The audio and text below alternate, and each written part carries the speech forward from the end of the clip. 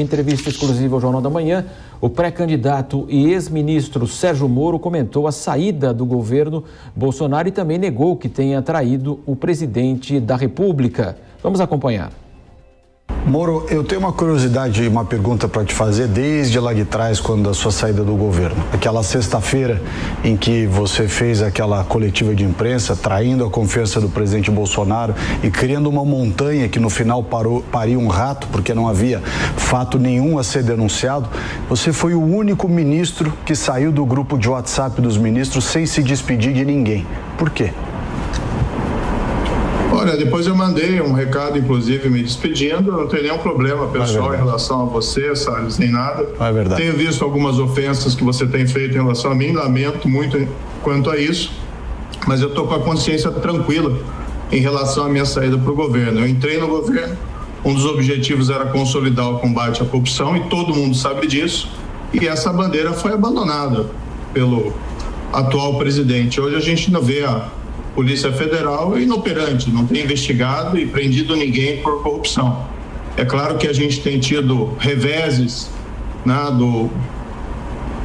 a gente tem tido reveses do combate à corrupção vindo de outros poderes, mas a gente sabe que esse governo abandonou por completo essa pauta. Agora a gente está inclusive vendo essas grandes suspeitas de corrupção no Ministério da Educação e isso precisa ser apurado.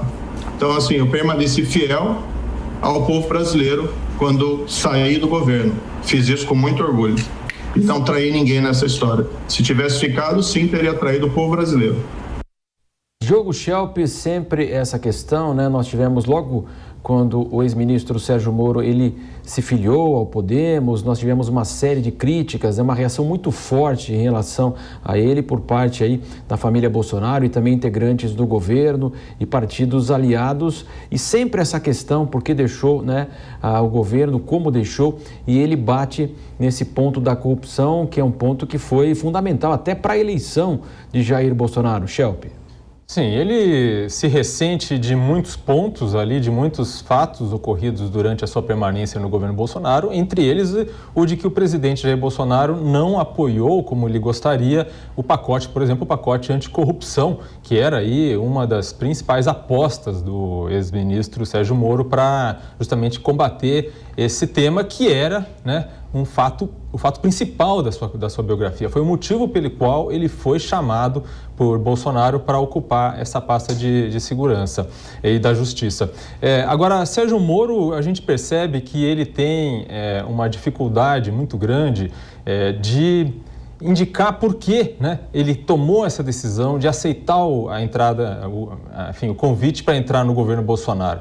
Porque, no fim das contas, se o objetivo dele era entrar para a política, agora ele está marcado tanto pela participação nesse governo, quanto pela forma como ele saiu e pelo tratamento que agora os apoiadores do presidente dão a ele. No fim das contas, o ministro não tem feito boas escolhas na política. Até a escolha de se filiar ao Podemos está se mostrando bastante questionável, porque o partido não tem aí a força necessária para dar impulso à sua candidatura. Cristina Grêmio, você participou desta entrevista no Jornal da Manhã. O que você destaca, Cristina? Olha, eu, além desse bate-boca aí, né, dessa lavação de roupa suja entre dois ex-ministros, mas a gente viu ali uma fala muito dissimulada, inclusive depois dessa fala dele aí, em que ele tenta, de novo, né, mais uma vez dizer que a Polícia Federal não tem atuado no combate à corrupção e imputar isso a uma ordem do presidente da República, como se o governo fosse contra o combate à corrupção. Eu ainda fiz uma pergunta direcionada a isso e ele não responde. Depois eu volto e ainda relembro que um mês atrás ele fez essa mesma afirmação e a Polícia Federal, em nota, emitiu um esclarecimento de que em 3 anos de governo Bolsonaro, nos últimos 3 anos, mais de 1.000 pessoas foram presas exatamente por acusação de envolvimento em corrupção especificamente. Mas ele fica ali tentando fazer parecer que o governo Bolsonaro não combate a corrupção. E a repercussão é tão ruim entre os antigos apoiadores dele, até que ele tenta agora cativar como eleitores, que nas redes sociais os comentários são do tipo esse aqui, ó, que eu recebi diretamente no meu Twitter. Moro se contradiz e nem se dá conta. Fala que enquanto ministro fez e aconteceu para combater a corrupção, e se é que ele podia fazer isso, quem então dava liberdade verdade para ele combater a corrupção, senão o presidente Bolsonaro. Inclusive as pessoas percebendo aí não só contradições na fala, mas uma tentativa de desinformar mesmo. Eu acho que essa candidatura do Moro e ele como representante principal da terceira via vai continuar patinando se ele não assumir uma posição de transparência e honestidade absoluta. O eleitor está percebendo essa dissimulação toda e, como disse o Diogo, ele agora carrega a marca de ter feito parte do governo, além da marca que ele tem do combate à corrupção no governo PT enquanto era juiz. E ainda sobre Sérgio Moro, né, em viagem à Alemanha, o ex-juiz comentou também a imagem do Brasil no exterior e também condenou a falta de clareza da posição brasileira perante a guerra. Vamos acompanhar. Eu vim agora em visita, estou visitando a Alemanha, nós estamos conversando aqui com políticos, com empresários, com autoridades, e a imagem do Brasil no exterior está muito ruim. Isso traz uma série de impactos negativos para o Brasil, inclusive dentro do nosso comércio. As pessoas simplesmente não entendem como é que o Brasil pode estar preso nessa polarização, que é insatisfatória não só para nós, mas inclusive em relação à posição do Brasil no mundo. A gente pode dar um exemplo aqui. Hoje, o tema central na Europa é, por evidente, a guerra na Ucrânia.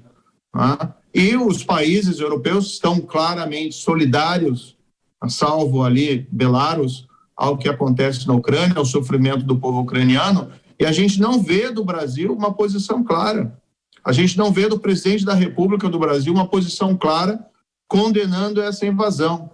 A gente não vê do oponente, do Lula, uma posição clara contra essa invasão.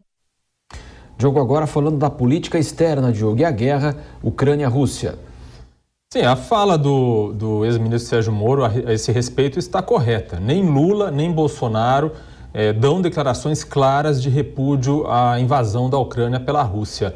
No entanto, a gente pode observar que, do ponto de vista oficial, a diplomacia brasileira se manifestou, sim, como ilegal, declarando como ilegal, apoiando a resolução da ONU que declara como ilegal essa invasão, essa guerra na Ucrânia por parte da Rússia. Existe, de fato, uma ambiguidade, né? O presidente Jair Bolsonaro, quando vai falar do assunto, patina, entra em contradições, acaba tentando elogiar Vladimir Putin num contexto em que isso é absolutamente impraticável, enquanto a diplomacia brasileira toma uma postura que é, de fato, uma postura de defesa dos interesses brasileiros.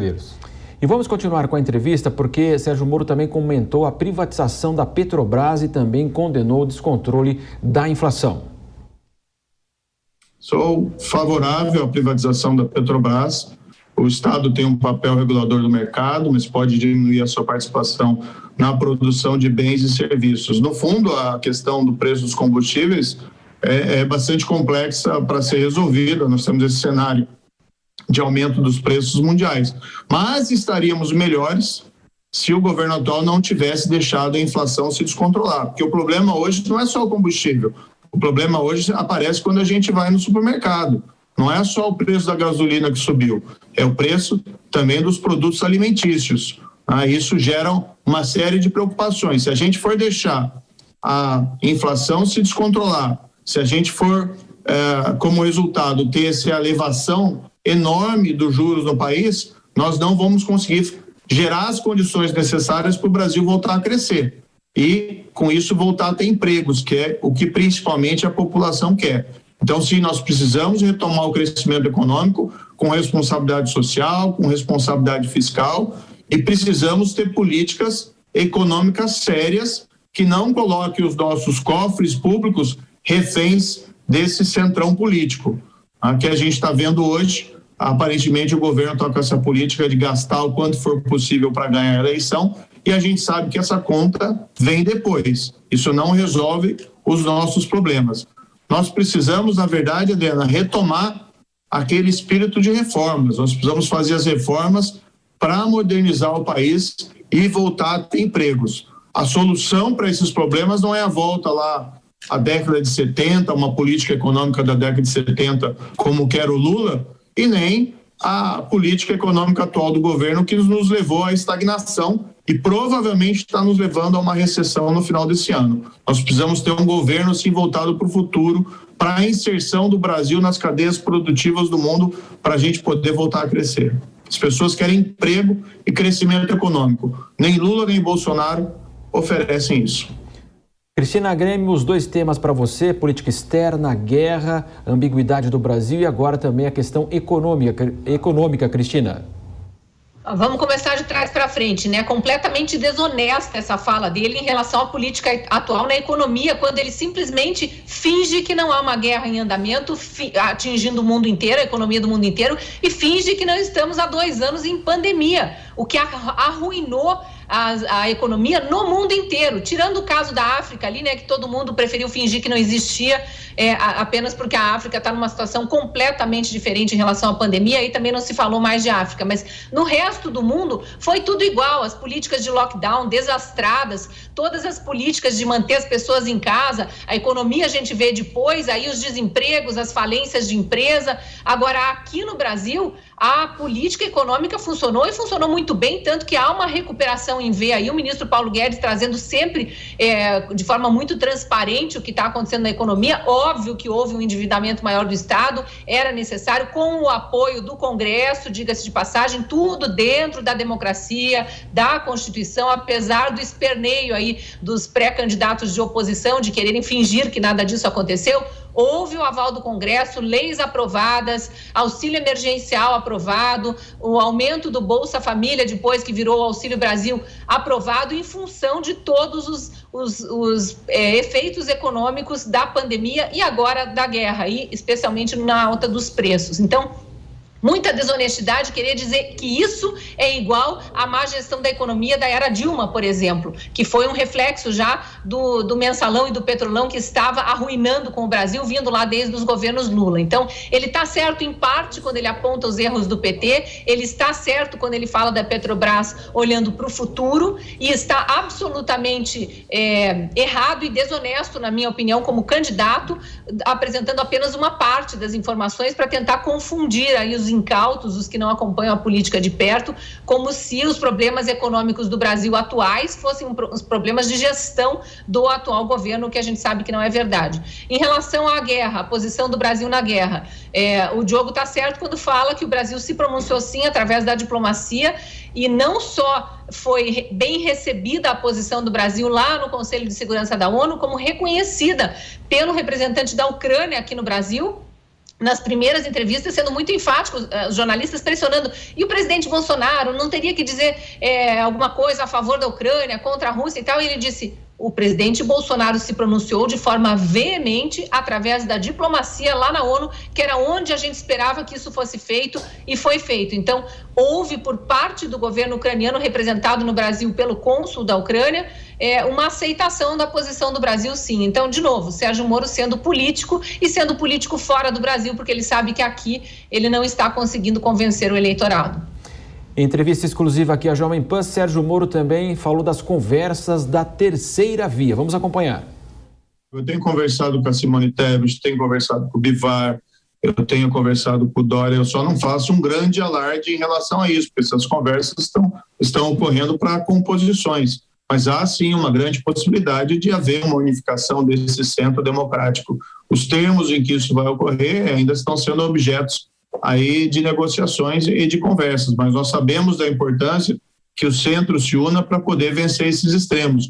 O brasileiro tem uma natureza naturalmente moderada, o brasileiro não quer viver nesse estado permanente de brigas. É um povo que tem valores muito determinados em favor, por exemplo, da honestidade, quer a volta do emprego, do crescimento econômico, e não quer ver a continuidade dessas brigas. E acha que essas paixões muitas vezes viram uma espécie de um fla-flu, não devem comprometer a solução dos nossos problemas. Então, sim, nós temos conversado e há essa possibilidade. O que nós temos hoje na pesquisa, hoje saiu inclusive uma nova pesquisa do Exame IDEA, é que eu me coloco em terceiro lugar na corrida eleitoral, tá? E à frente dos outros candidatos da terceira via.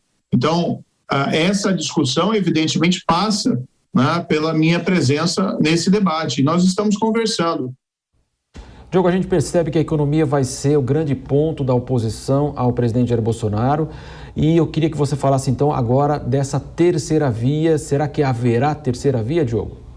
A terceira via está com um grande problema, porque as pesquisas mostram uma estagnação no cenário de intenção de voto. Ainda é cedo, mas é um retrato que parece não mudar. A gente vê aí o ex-presidente Lula em primeiro lugar nas pesquisas, Bolsonaro em segundo, a distância entre eles oscilando um pouco, muitas vezes dentro da margem de erro. E a terceira via não conseguindo emplacar aí um nome que consiga romper essa polarização. A única saída, de fato, para a terceira via seria, a terceira via falando aí candidatos, pré-candidatos de centro, que se colocam aí como de centro, no centro político, mais moderados do que os ambos extremos que a gente tem na política atualmente, que é o bolsonarismo e o petismo. A única saída para eles é, de fato, se unir em torno de um nome. O problema é que não há um nome, até agora, forte, que se mostre forte o suficiente, capaz de aglutinar todas essas forças políticas. Então, esse é o cenário que se coloca aí para a terceira via. E a respeito da questão econômica, a gente precisa destacar aqui que os candidatos da terceira via precisam apresentar um projeto para o que eles consideram ser uma saída para que haja um deslanche, a economia brasileira, porque o PT, o ex-presidente Lula, não apresentou nada. Exatamente, vamos continuar acompanhando esse tema que seria, claro, muito sensível hoje, principalmente, O ex-juiz Sérgio Moro também comentou essa aliança entre Alckmin e Lula. Vamos acompanhar. Eu acho que a entrada do Alckmin não muda nada na chapa do Lula, é uma contradição, considerando tudo que o ex-governador Alckmin falou em relação ao Lula no passado, que jamais estaria do lado dele, denunciando os próprios esquemas de corrupção. E se tem alguma coisa que é importante na política é a coerência. Então não muda nada, o Lula continua falando que vai revogar as reformas modernizantes do país, que quer fechar a nossa economia.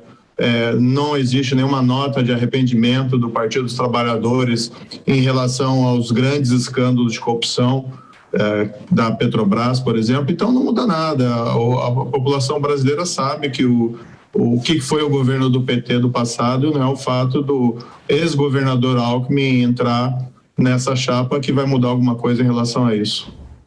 Entrevista exclusiva de Sérgio Moro aqui à Jovem Pan. Você tem a íntegra dessa entrevista, você vai na nossa página do YouTube, pode acompanhar, pode rever essa entrevista que foi concedida ao Jornal da Manhã e também nós trouxemos trechos aqui no Headline News.